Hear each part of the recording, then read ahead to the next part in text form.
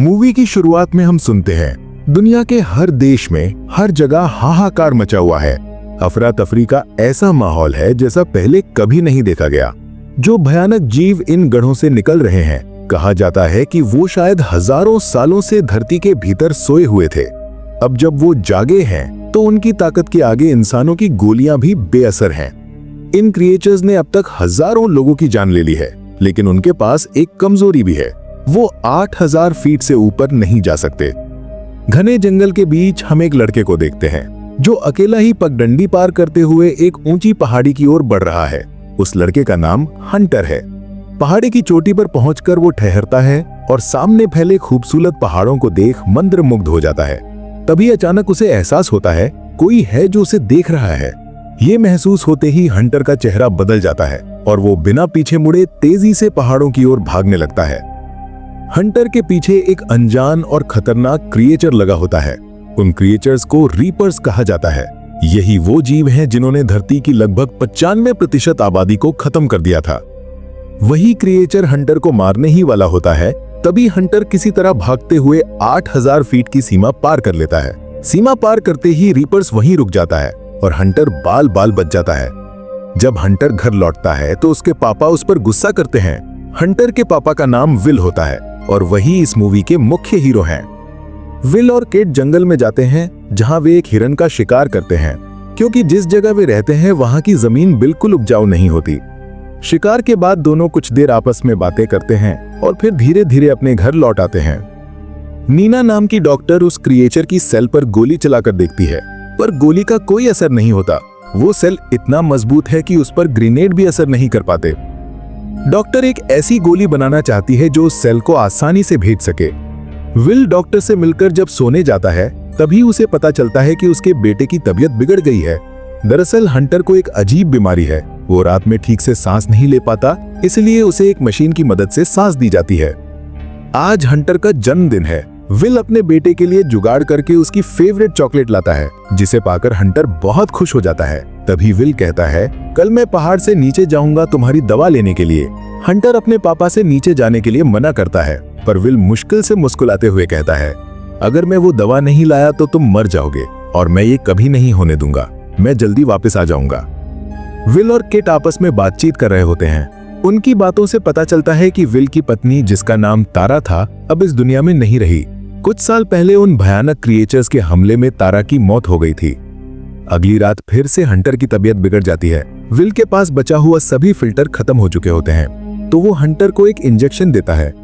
थोड़ी देर बाद विल नीना के घर जाता है और कहता है, मैं नीचे शहर में जा रहा हूँ, मुझे एक सेफ रास्ता मिल गया है। ये सुनकर नीना चौंक कर कहती है, अगर तुम शहर गए तो तुम्हें वो रीपर्स मार डालेंगे। विल कहता है कि हंटर की मशीन बिगड़ चुकी है। अगर वो नीचे शहर जाकर दूसरी मशीन नहीं लाया तो हंटर की जान जा सकती है। नीना उन क्रिएचर्स से लड़ी और जिंदा बची है। जितना वो इन क्रिएचर्स के बारे में जानती है, दुनिया में शायद ही कोई और जानता होगा। विल नीना को अपने साथ नीचे शहर चलने की गुजारिश करता है, पर नीना साफ इनकार कर देती है। ये सुनकर विल कहता है, कल मैं कैथीड्रल पॉइंट ओवरलुक पर तुम्हारा इंतजार करूंगा, और फिर वो वहां से निकल पड़ता है। अगले दिन विल अपने दोस्त टिम से गन ले रहा होता है। तभी वहां किट आ जाती है और विल पर गुस्सा करने लगती है, क्योंकि वो उसे बिना बताए नीचे शहर जाने की तैयारी कर रहा होता है। किट उसकी बातों को अनसुना करते हुए जिद करती है और आखिरकार जबरदस्ती विल के साथ चलने लगती है। विल हंटर से मिलकर किट और नीना के साथ जाने के लिए तैयार हो जाता है। फिर वो तीनों पहाड़ों से नीचे उतरते हैं। नीना ने एक खास डिवाइस बनाया होता है, जिसकी मदद से वो अपने आसपास मौजूद किसी भी रीपर्स का पता लगा सकते हैं। बातें करते करते वो तीनों 8000 फीट की सीमा पर पहुंचते हैं। नीना अपने डिवाइस में देखती है और कहती है, हमारे 2 किलोमीटर के दायरे में कोई रीपर्स नहीं है। हिम्मत जुटाकर वो तीनों नीचे आते हैं। वहां पुरानी मिलिट्री की गाड़ियां पड़ी होती हैं। विल उनमें से अपने काम की कुछ चीजें निकाल रहा होता है। तभी किट और नीना के बीच किसी बात पर झगड़ा हो जाता है। विल तुरंत बीच में आकर दोनों को शांत कराता है। झगड़ा खत्म होने के बाद वो तीनों जंगल के रास्ते आगे बढ़ने लगते हैं। कुछ देर चलने के बाद वो 7620 फीट की ऊंचाई पर पहुंचते हैं। तभी नीना अपने डिवाइस में देखकर घबराई हुई आवाज में कहती है, रीपर्स हमारे आसपास हैं, हमें तुरंत यहाँ से निकलना होगा। तभी अचानक झाड़ियों के पीछे से रीपर्स निकल आते हैं। विल भागते हुए चेयर लिफ्ट चालू करने की कोशिश करता है, जबकि किट और नीना अपने हथियारों से उन पर फायर करते हैं, लेकिन रीपर्स पर कोई असर नहीं होता। वो तेजी से उन पर टूट पड़ते हैं। तभी विल किसी तरह चेयर लिफ्ट शुरू कर देता है। विल और नीना चेयर लिफ्ट में कूद कर बैठ जाते हैं और आगे किट भी उनके साथ होती है। रीपर्स लिफ्ट की ओर छलांग लगाते हैं और लिफ्ट को गिराने की कोशिश करते हैं। वो तीनों गिरते गिरते सेफ लाइन पार कर लेते हैं और उसी पर रीपर्स रुक जाते हैं। तीनों बाल बाल बच जाते हैं। वो तीनों 8,209 फीट की ऊंचाई पर बने एक पुराने रिजॉर्ट में रुकते हैं। नीना वहां से 18 साल पुरानी विस्की निकालती है और तीनों जिंदा बच जाने की खुशी में छोटी सी पार्टी करते हैं। लेकिन किट अब भी भीतर से डरी हुई होती है। उन रीपर्स को इतने पास से देखकर वो अब तक संभल नहीं पाई। वहीं विल चुपचाप बैठा अपनी पत्नी तारा को याद कर रहा होता है। अगले दिन सुबह तीनों कालवे माइन के पास पहुंचते हैं, जो 8,092 फीट की ऊंचाई पर होती है। विल अपने नक्शे की तरफ इशारा करते हुए कहता है, ये लेवल 9 है। ये सीढ़ियां हमें सीधे लेवल 8 पर ले जाएंगी। वहां से हम बाहर निकल सकते हैं। ये सुनकर नीना चौंक कर कहती है, तुम्हारा मतलब हम सेफ लाइन के बाहर जाने वाले हैं? कुछ सोचकर विल कहता है, हमें बस थोड़ा ही सेफ लाइन से बाहर जाना है और वैसे भी तुम्हारा ट्रैक्टर हमें बता देगा कि हमारे पास रीपर्स है या नहीं। नीना कहती है, अब ये नहीं बताएगा क्योंकि ये ट्रैक्टर सुरंग के अंदर काम नहीं करता। रीपर्स जमीन के भीतर से आते हैं। अंधेरे में वे देख लेते हैं और हवा में कार्बन डाइऑक्साइड की हल्की मात्रा भी सूंघ लेते हैं, जो इस सुरंग में तेजी से जमा हो जाती है। दरअसल रीपर्स इंसानों द्वारा छोड़ी गई कार्बन डाइऑक्साइड सूंघकर उनका पता लगाते हैं और फिर उन्हें मार देते हैं। वो तीनों उस सुरंग के अंदर उतरते हैं। अंदर गहरा अंधेरा और अजीब सी शांति होती है, जिससे तीनों के दिल की धड़कनें तेज हो जाती हैं। कुछ देर बाद वो लेवल 8 पर पहुंचते हैं, लेकिन वहां का दरवाजा बंद होता है। विल कहता है, हमें लेवल 7 पर जाना होगा। नीना चौंक कर कहती है, वो तो सेफ लाइन के बाहर है। मजबूरी में वो तीनों लेवल 7 की ओर बढ़ने लगते हैं। रास्ता बहुत तंग और संकरा होता है, लेकिन वो धीरे धीरे आगे बढ़ते जाते हैं। तभी किट को अचानक एहसास होता है कि कोई उनका पीछा कर रहा है। विल तुरंत सबको इशारा करता है और कहता है, अपनी टॉर्च बंद करो। अंधेरे में वो देखते हैं, एक रीपर सुरंग में रेंगता हुआ उनकी तरफ बढ़ रहा है। ये दृश्य देखकर वो तीनों भागने लगते हैं। भागते हुए उनकी सांसें तेज हो जाती हैं, जिससे उनके नाक से कार्बन डाइऑक्साइड की मात्रा बढ़ जाती है और उसी वजह से रीपर्स उनका लगातार पीछा करते रहते हैं। आखिर में वो एक छोटी सुरंग में घुसकर छिप जाते हैं और अपनी सांसें रोक लेते हैं, ताकि बाहर कार्बन डाइऑक्साइड न निकले और रीपर्स उन्हें ढूंढ न पाए। वो रीपर अपनी लंबी डरावनी जीभ बाहर निकालकर हवा में फैली कार्बन डाइऑक्साइड सूंघने लगता है, लेकिन तीनों ने अपनी सांसें रोक रखी होती हैं, इसलिए वो उन्हें महसूस नहीं कर पाता। तभी विल चुपचाप एक छोटा बम फोड़ता है। धमाके की आवाज से कुछ पल के लिए रीपर का ध्यान उस ओर चला जाता है।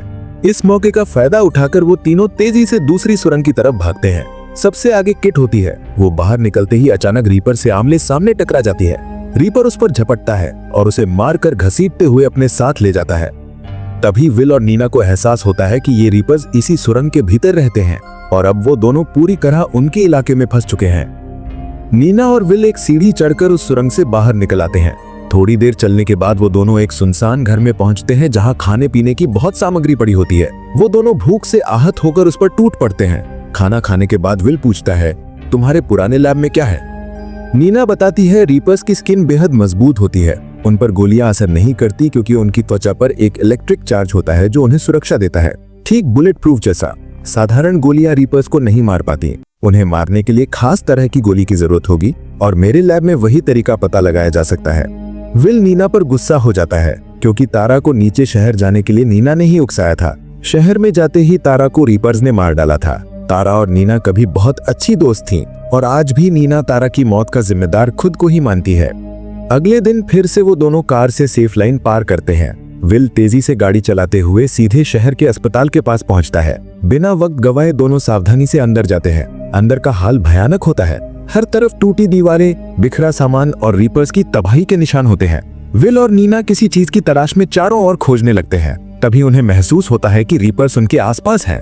कुछ ही पलों में डरावनी आवाजें गूंजने लगती हैं। उसी वक्त विल को ऑक्सीजन फिल्टर मिलते हैं। फिल्टर हाथ में लेते ही दोनों भागने लगते हैं, लेकिन तभी उन पर रीपर्स हमला कर देते हैं। दोनों अपनी जान बचाने की कोशिश करते हैं, पर एक रीपर अपनी लंबी पूंछ से विल को पकड़ लेता है। नीना तुरंत पास पड़ी एक तेज चीज उठाकर उस रीपर्स की पूंछ पर वार करती है और उसे काट देती है। रीपर्स दर्द से चीखता है और दोनों किसी तरह वहां से बच निकलते हैं। दोनों फिर से भागने लगते हैं, लेकिन कुछ दूर जाकर एक तंग रास्ते में फंस जाते हैं। पीछे से रीपर्स की डरावनी चीखें गूंज रही होती हैं और एक रीपर उन पर झपटने ही वाला होता है। तभी विल तेजी से निशाना साधता है और पास पड़े ऑक्सीजन टैंक पर गोली चला देता है। अगले ही पल जोरदार धमाका होता है जिससे पूरा अस्पताल हिल उठता है। विस्फोट की ताकत से वो रीपर उछलकर अस्पताल के बाहर जा गिरता है और चारों ओर धुएं और आग का गुबार छा जाता है। विल नीना से तुरंत घर लौटने को कहता है। तभी नीना जवाब देती है, घर जाकर तुम क्या करोगे? ये जो फिल्टर तुमने लिए हैं वे ज्यादा से ज्यादा 1 साल तक ही चलेंगे, उसके बाद तुम्हें फिर से यहाँ आना होगा। इससे अच्छा है तुम मेरे साथ लैब चलो, मैं वहाँ उन रीपर्स को मारने का कोई ना कोई तरीका ढूंढ लूंगी, फिर हम उन्हें चुन चुन कर मारेंगे। इस तरह कब तक जिएंगे? कुछ सोचकर विल मान जाता है। वो दोनों कार से लैब के लिए निकल पड़ते हैं। तभी पहले मरा हुआ एक रीपर्स फिर से जिंदा हो जाता है। थोड़ी देर में लैब पहुंचते हैं जो 5867 फीट की ऊंचाई पर स्थित है। लैब में पहुंचते ही नीना अपना काम शुरू कर देती है। वो गोलियों पर खास केमिकल लगाती है और उन गोलियों को रीपर्स की सेल पर चलाकर देखती है ताकि पता चल सके कि रीपर्स को किस तरह मारा जा सकता है। नीना विल को घर जाने के लिए कहती है। विल पूछता है, तुम यहाँ क्या करोगी? नीना कहती है, मैं यहीं रुकूंगी और कोई नया तरीका ढूंढूंगी जिससे रीपर्स को मारा जा सके। तुम मेरी फिक्र मत करो, घर पर हंटर तुम्हारा इंतजार कर रहा होगा। ये सुनते ही विल वहां से निकल जाता है। लैब में नीना अलग अलग तरीके आजमा रही होती है। दूसरी तरफ विल फुल स्पीड गाड़ी चला रहा होता है। गाड़ी तेज रफ्तार में मोड़ लेते हुए अचानक फिसल जाती है और जोरदार टक्कर होती है। धातु की आवाज गूंजती है। विल की आंखों के सामने अंधेरा छा जाता है। कुछ घंटे बाद जब उसे होश आता है तो उसके कानों में अजीब सी गुर्राहट सुनाई देती है। धुंधली नजर साफ होती है। सामने एक रीपर्स खड़ा होता है। उसकी लंबी जीभ जमीन पर रेंगती हुई विल की ओर बढ़ रही होती है। विल घबराकर उठता है और दौड़ने लगता है। पहाड़ों पर फिसलन होती है, पत्थर ढीले पड़ते हैं और वो बार बार गिरता है। आखिरकार वो एक चट्टान के किनारे फंस जाता है। पीछे 3 रीपर्स खड़े होते हैं। उनकी आंखें लाल चमक रही होती हैं। वो तीनों उस पर झपटने ही वाले होते हैं कि तभी अचानक गोलियों की आवाज गूंजती है। धड़ धड़ धड़। तीनों रीपर्स जमीन पर गिर पड़ते हैं। धुएं में से नीना निकलती है। उसके हाथ में इलेक्ट्रिक चार्ज राइफल होती है। विल हैरान होकर उसकी ओर देखता है। नीना मुस्कुराकर कहती है, मैंने कहा था ना, कोई तो तरीका जरूर मिलेगा। विल राहत की सांस लेता है। उसकी जान बच जाती है। विल घुटनों के बल बैठकर उस मरे हुए रीपर्स के शरीर को ध्यान से देखता है।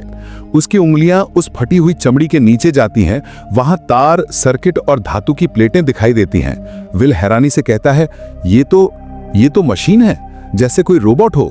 नीना धीरे धीरे उसकी तरफ आती है और कहती है, हाँ, ये हमें शिकार बनाती हैं, ना हमें खाती हैं, ना ये सोती हैं और ना ही सांस लेती हैं। और देखा तुमने, ये कभी 8000 फीट से ऊपर नहीं जाती, क्योंकि ये कोई जीवित प्राणी नहीं है, ये एक प्रोग्रामिंग है। किसी ने इन्हें बनाया है किसी मकसद से। विल उसकी तरफ देखता है। चेहरे पर शक और डर दोनों झलकते हैं। तो फिर ये प्रोग्रामिंग किसकी है? नीना कुछ पल चुप रहती है। उसकी आंखें आसमान की ओर उठती हैं। बादलों के पीछे चमकती एक नीली रोशनी टिमटिमा रही होती है। वो धीमी आवाज में कहती है, किसी इंसान की नहीं, किसी और की। विल धीरे से फुसफुसाता है, एलियंस। नीना सिर झुका देती है, मानो वही सच हो। सन्नाटा फैल जाता है। हवा में सिर्फ धातु के जलने की गंध बाकी रह जाती है। काफी मशक्कत और मौत से बार बार टकराने के बाद आखिरकार विल और नीना अपने गांव लौट आते हैं। गांव की सीमा पर पहुंचते ही लोग उन्हें देखकर हैरान रह जाते हैं। दोनों धूल और खून से लथपथ लेकिन जिंदा। घर के दरवाजे पर पहुंचते ही विल का बेटा दौड़कर उसके गले लग जाता है। वो पल, महीनों की लड़ाई से थका विल पहली बार मुस्कुराता है। उसकी आंखों से आंसू बहते हैं, राहत के, जीत के। थोड़ी देर बाद नीना अपने बैग से एक झंडा निकालती है, काला झंडा जिस पर सफेद रंग से बना पायरेट्स का निशान चमक रहा होता है। वो झंडा ऊंचा लहराती है। पूरा गांव शोर में गूंज उठता है, क्योंकि इस झंडे का मतलब सिर्फ एक होता है, रीपर्स को मारने का तरीका मिल चुका है। अब हर इंसान, हर बस्ती, हर बच्चे के पास उम्मीद थी। लोग हथियार बनाते हैं, ट्रैप लगाते हैं और रणनीति तैयार करते हैं। रीपर्स के खिलाफ एक आखिरी जंग छेड़ दी जाती है। विल अपने बेटे की आंखों में देखकर कहता है, अब डर खत्म होगा, ये दुनिया फिर से हमारी होगी। फिर वो अपने साथियों के साथ निकल पड़ता है, हाथ में हथियार, दिल में हिम्मत और नीना के बनाए फॉर्मूले के साथ। दुनिया के हर कोने में लोग अब रीपर से लड़ रहे हैं। बच्चे, औरतें, बूढ़े, जवान, सब एक साथ। हर गोली, हर वार अब इंसानियत की जीत की ओर बढ़ रहा होता है। दोस्तों, अगर आप विल की जगह होते तो क्या आप रीपर से लड़ते या कहीं छिपकर जिंदा रहने की कोशिश करते? नीचे कमेंट में जरूर बताइए, इंसानियत के लिए आप क्या करते।